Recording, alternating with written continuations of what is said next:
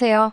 제 얼굴에 침 뱉는 느낌이라 사연을 적으면서도 고민이 많았지만 얼마 전 들려온 전 남편과 전 시댁의 소식을 듣고 이렇게 용기 내서 사연 한번 보내봅니다. 저희 부모님은 작은 과일 가게를 운영하시다가 얼마 전에 가게를 파시고 지금은 집에서 쉬고 계십니다. 두 분 다 가진 것 없이 어렵게 시작하셨기에 평생을 절약하며 살아오신 분들이고요. 하지만 교육면에 있어서는 최선을 다해 저를 지원해 주셨고요. 덕분에 대학교 때 미국으로 유학도 다녀올 수 있었고 거기서 남편을 만났습니다. 사실 남편과 데이트를 시작했을 때 저는 남편이 부잣집 아들인 줄 알았습니다. 매일 저녁 식당에서 아르바이트를 하며 근근히 생활비를 벌어야 했던 저와는 달리 남편은 경제적으로 어려움이 없어 보였어요. 입는 옷도 다 좋은 브랜드였어요. 남편은 데이트를 할 때마다 늘 유명한 레스토랑에 저를 데리고 가줬고 값비싼 외제차도 있었으니까요. 1년에 유학이 끝날 때쯤 시작한 남편과의 연애는 한국에 돌아와서도 이어졌어요. 한국에 돌아와서도 여전히 씀씀이가 큰 남편이었기에 남편의 경제력에 대해선 크게 생각할 이유가 없었습니다. 당연히 저보다 나을 거라고만 생각했어요. 그렇게 1년 정도 연애를 했을 무렵 남편이 저에게 결혼하자고 하더라고요. 저도 크게 고민하지 않고 좋다고 했습니다. 연애하는 동안 저에게 참 잘해줬으니까요. 그런데 결혼 준비를 하면서 그동안 알지 못했던 것들을 많이 알게 됐어요. 사실 3년이면 짧은 연애도 아닌데 저는 한 번도 남편 집에 가본 적이 없었어요. 남편이 부모님과 함께 살고 있기도 했고 서로 집도 멀었거든요. 그리고 제가 보수적인 성격이라 결혼 전에 남편 부모님을 만난다던가 집에 간다던가는 필요하다고 생각하지 않았고요. 그런데 막상 결혼 이야기가 나오기 시작하니까 안 가볼 수가 없더라고요. 하루는 시모가 얼굴도 보여주고 저녁도 먹고 가라고 하시길래 과일 바구니를 사들고 찾아뵙게 되었습니다. 연애 때 강남에 있는 브랜드 아파트에 산다는 이야기를 자랑처럼 저에게 하고는 했는데 막상 시부모님의 집이라고 찾아간 곳은 강남은커녕 서울 외곽에 있는 노후된 동네였습니다. 차가 다니기도 힘든 골목을 한참 들어가고 나서야 시부모님의 집이 나오더라고요. 사실 조금 당황스러웠습니다. 삐까번쩍한 주상복합을 기대한 것은 아니지만 그동안 자랑처럼 해오던 말과 괴리감이 너무 커서 그랬나 봐요. 그런데 남편에게서는 거짓말을 들켰다는 당황스러운 모습이 보이지 않았어요. 원래 살던 아파트는 지금 세를 주고 우리 가족은 다른 데에 투자하려고 나와서 살고 있는 거라며 해명을 하더라고요. 제가 물어보지도 않았는데 말이에요. 집 앞에 주차돼 있는 외제차를 보여주며 이건 우리 어머니 차라고 말을 해줬어요. 노후된 동네에 외제차가 주차되어 있으니 그림이 참 안 어울리기는 했는데 또 제가 너무 눈에 보이는 것만 가지고 괜한 생각을 했는가 보다 하며 반성을 하기도 했습니다. 시댁에 들어서니 시부모님이 저를 기다리고 계셨어요.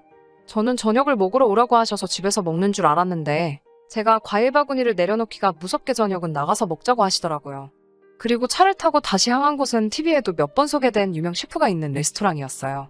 시모는 저에게 집이야 잠만 자는 곳인데 쓸데없이 돈을 많이 쓸 필요가 없다면서 늘 어디다 투자를 할지 궁리하며 살아야 돈을 벌 수 있다고 하시더라고요. 사실 시부모님과 첫 만남이었는데 저에게 궁금하신 건 별로 없으신 것 같았어요. 저에게 딱히 어려운 질문도 하지 않으셨고요. 다만 저희 부모님 직업이나 배경은 좀 여쭤보시더라고요. 제가 집에 들어와 친정 부모님께 오늘 있었던 일을 이야기하니 두 분 반응이 그렇게 좋지는 않더라고요. 저희 부모님은 이미 제 남편의 씀씀이가 보통이 아니란 건 알고 있으셨어요. 연애하는 동안에도 사실 그 점을 늘 걱정하셨고요. 허세를 부리거나 허풍을 떠는 사람들을 별로 좋아하지 않으시거든요. 그런데 남편 가족들이 그런 건 아닌가 싶으셨던 거죠. 하지만 결국 자식 이기는 부모가 없듯이 저희는 결혼하게 되었습니다.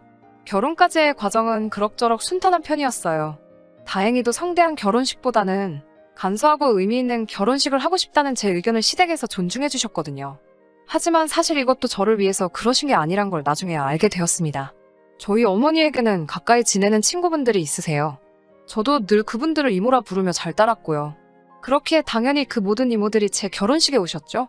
그런데 그중 한 분이 저희 시어머니를 보더니 저 여자를 분명히 어디서 본 것 같다고 하시더라고요. 저한테 자꾸 시어머니에 대해서 물어보고 싶어 하셨지만 저는 신부라서 어디 다른데 정신 쏟을 겨를이 없었거든요. 그래서 제대로 저희 시어머니에 대해서 뭘 이야기할 틈은 없었어요. 그렇게 결혼식을 치르고 며칠이 지났을 무렵 친정 어머니에게 전화를 받았습니다. 친정 어머니가 깊은 한숨을 내쉬면서 사돈이 혹시 무슨 일 하던 사람인지 아냐고 저에게 물으시더라고요. 저는 글쎄? 옷가게를 해서 돈을 많이 버셨다는 것 같았는데? 라고 하니 너 정말 아무것도 모르니? 라고 물으시더라고요. 그래서 제가 도대체 무슨 소리냐고 물었죠.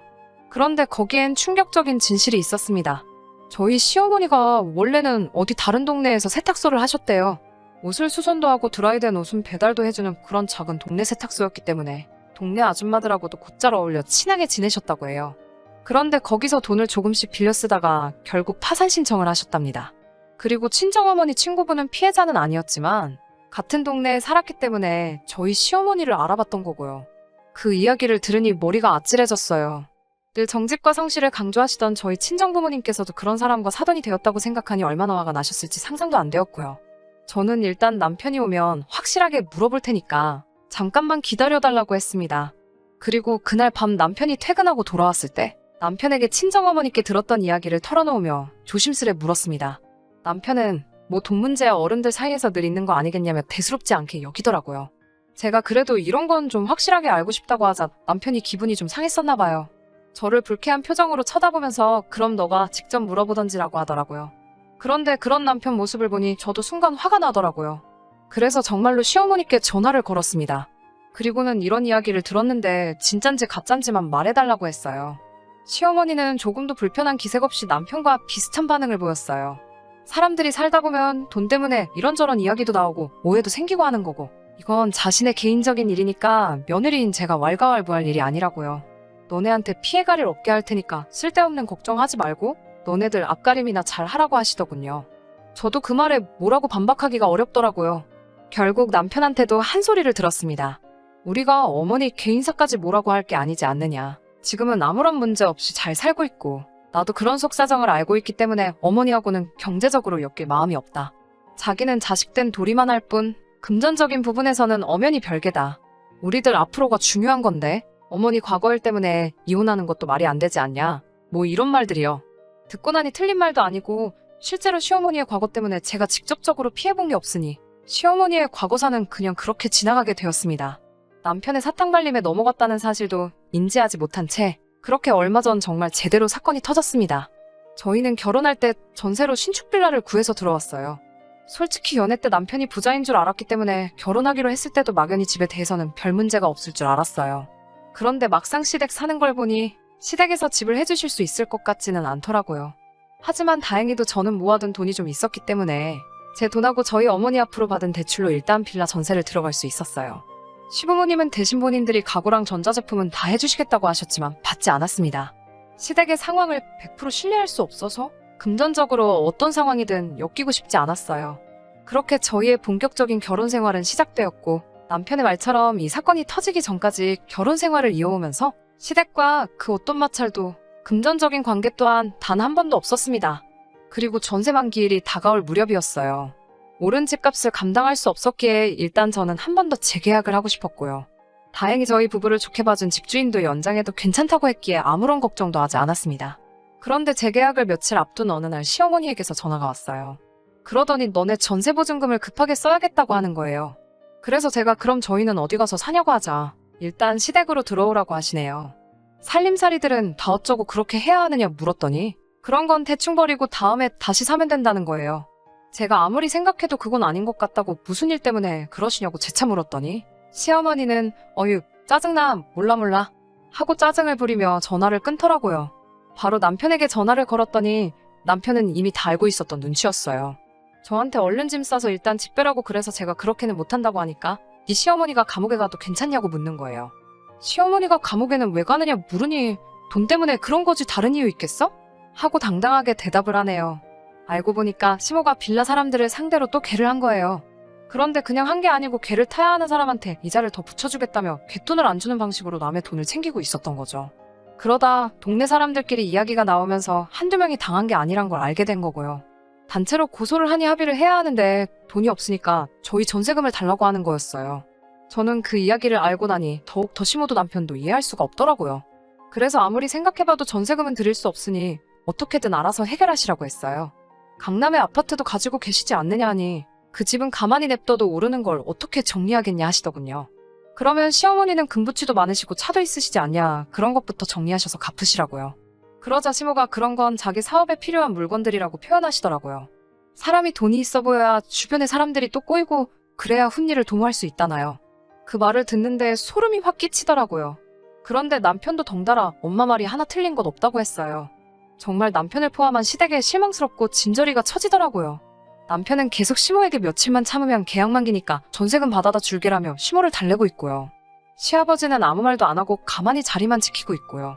그러다 한마디 하신 말씀이 그럼 파산 신청을 해버리자고 하시더군요. 그런데 더 가관인 건 시모가 그 말을 듣더니 그거 진짜 좋은 생각이라며 좋아하는 거예요. 그러면서 대뜸 저를 째려보고는 절 다시 봤다면서 아주 매정하고 무서운 며느리라며 혀를 차시더라고요.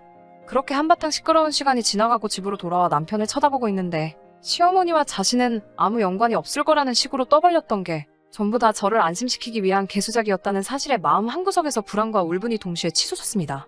무엇보다도 이렇게 된 상황보다 저렇게 생각 없는 남자를 여태껏 알아보지 못했다는 제 자신에게 더 화가 났어요. 저 남자 머릿속에는 무슨 생각이 들어있을지 가늠도 안 되더라고요. 그래서 제가 남편에게 솔직하게 말해달라며 친구들한테나 혹시 남한테 빌린 돈이 있냐고 물었어요. 그러자 남편은 뭐 조금 있기야 있지. 요즘 시대에 빚 없는 사람이 어딨어? 돈 빌리는 것도 능력인 거 몰라? 그리고 그 돈 나 혼자 쓴 거 아니야.